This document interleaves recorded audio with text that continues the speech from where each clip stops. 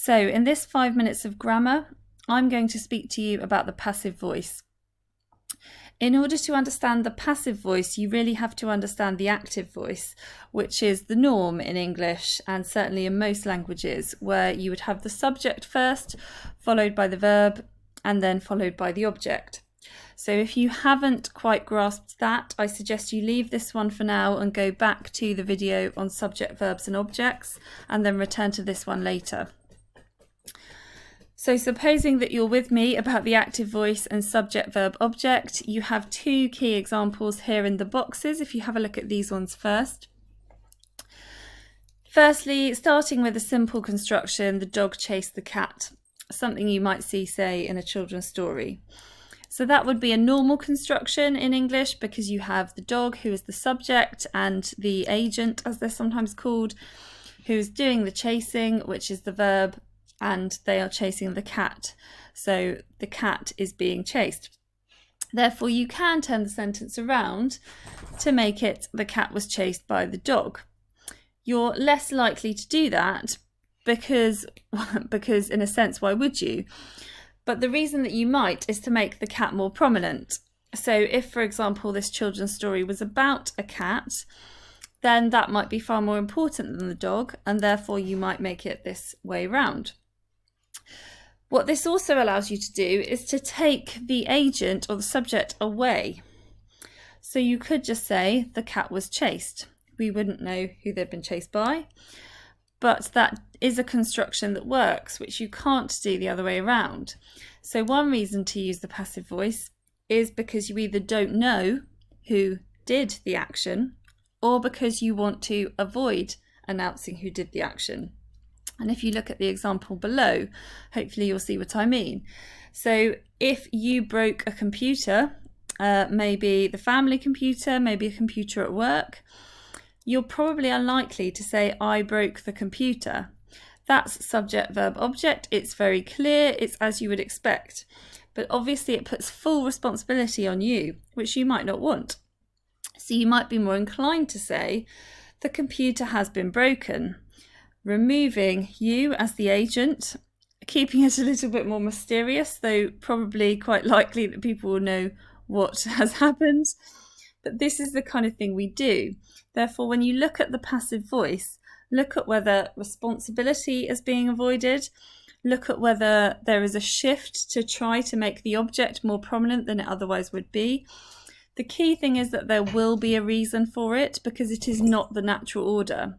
So someone has made a choice if they've used the passive voice, and it's your job to consider why. There are some more examples here in the background. So the proposed initiative will be bitterly opposed. Potentially they don't know who by, or who by doesn't really matter. The old gods were finally displaced by Christianity. Well, maybe in this case it's chronological, therefore Christianity should come second. It is not known is a response that I received from a solicitor when I asked a question, which I thought was quite an interesting one, as opposed to it is not known by me, and the usual construction of I don't know. 100 people have been killed is something that you will often hear something similar on the news, where either they're not entirely sure by whom, or maybe they don't want to say, particularly if it's anything linked to us and maybe we're on that side. No one wants to feel responsible. And then a man has been charged with. You hear this quite a lot. Obviously, in this case, it's not really very important who they've been charged by. We have an idea. The next one's similar. A burglar who murdered a former Navy officer has been jailed for 27 years.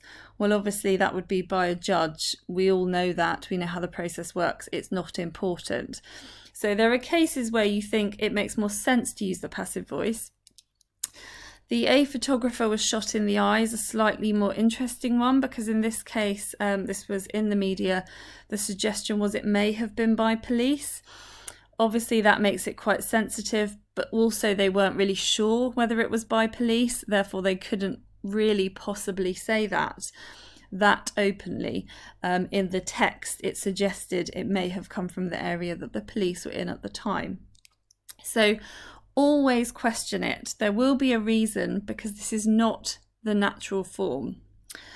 I'm now going to get you to have a look at this text, and I'd like you to see where there are examples of the passive voice. There's a lot going on in this. So this is to do with the loss of child data by a government agency and parents' data, more importantly. And you'll see that I've highlighted lots of things here because there's a lot going on. The pronouns are very interesting. You can see those in green. You can see that there are lots of words linked to the semantic field of safety. Some of those are in blue. The shift from pronouns is very interesting, so I'd like you to have a look at that too. But I've highlighted at the top in yellow a copy of some HM Revenue and Customs HMRC data about families, including yours, who have received child benefit has been lost. That is an example of the passive voice. I'd like you to have a look at this. You can pause it and see where the others are, and also consider why it exists. Thank you.